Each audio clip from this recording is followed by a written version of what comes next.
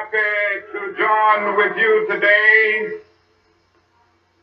in what will go down in history as the greatest demonstration for freedom in the history of our nation.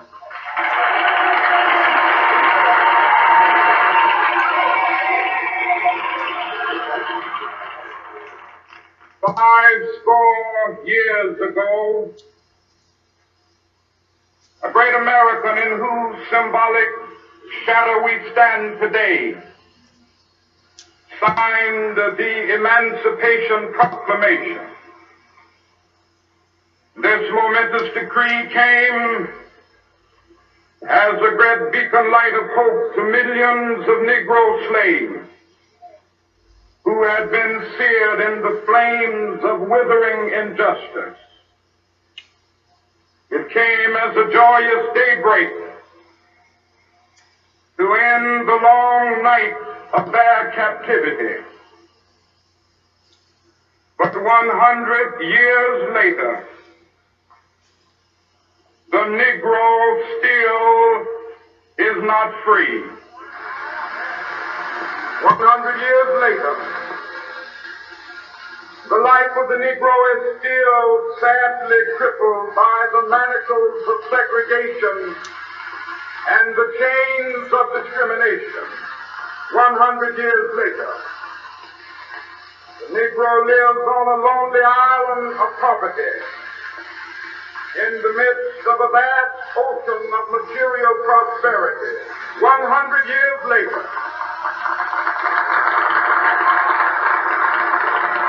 the Negro is still languished in the corners of American society and finds himself in exile in his own land.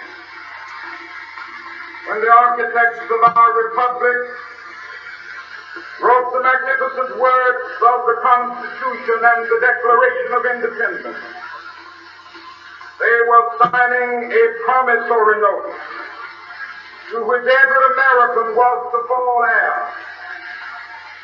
This note was a promise that all men, yes, black men as well as white men, would be guaranteed the unalienable rights of life, liberty, and the pursuit of happiness.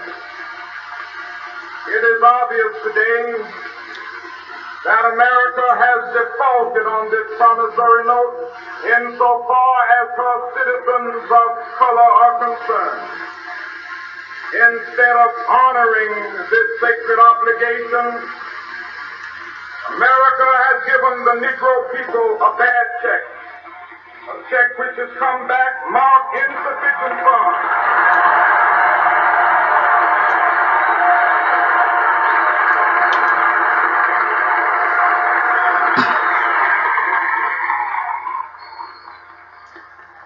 But we refuse to believe that the Bank of Justice is bankrupt. We refuse to believe that there are insufficient funds in the great vaults of opportunity of this nation. So we've come to cash this check, a check that will give us upon demand the riches of freedom and the security of justice. We have also come to this hallowed spot to remind America of the fierce urgency of now. Now is the time to make real the promises of democracy. Now is the time to rise from the dark and desolate valley of segregation to the sunlit path of racial justice. Now is the time to lift our nation from the quicksands of racial injustice to the solid rock of brotherhood. Now is the time.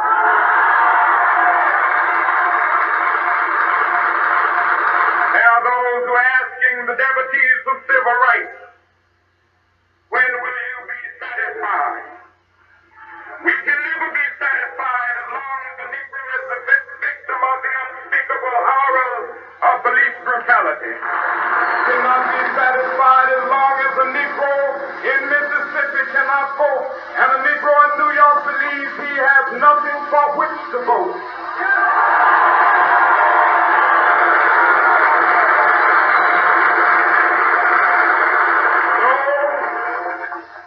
No, we are not satisfied, and we will not be satisfied until justice rolls down like waters and righteousness like a mighty stream.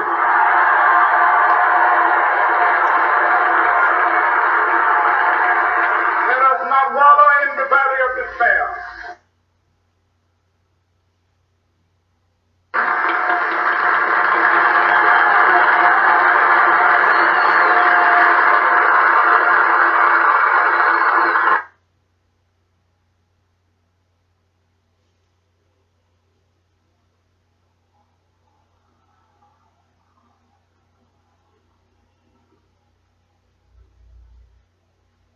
New York, let freedom ring from the heightening Alleghenies of Pennsylvania.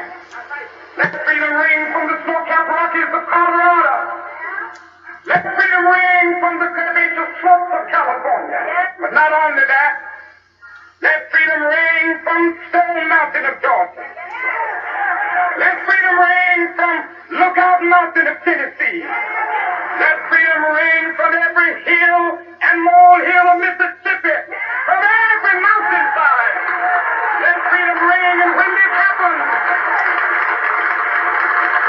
when we allow freedom ring, when we let it ring from every village and every hamlet, from every state and every city, we will be able to speed up that day when all of God's children, black men and white men, Jews and Gentiles, Protestants and Catholics, will be able to join hands and sing in the words of the old Negro spiritual.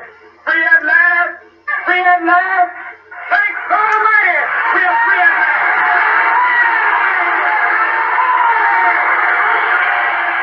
By using biblical language, King created a moral imperative.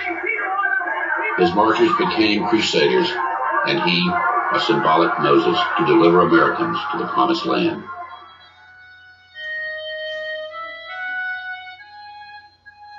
The speech was structured like a classic tale of good triumphant over evil.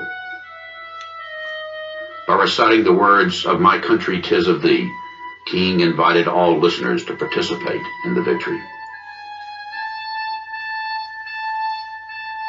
Within 2 months of King's speech, Congress passed a new civil rights bill into law.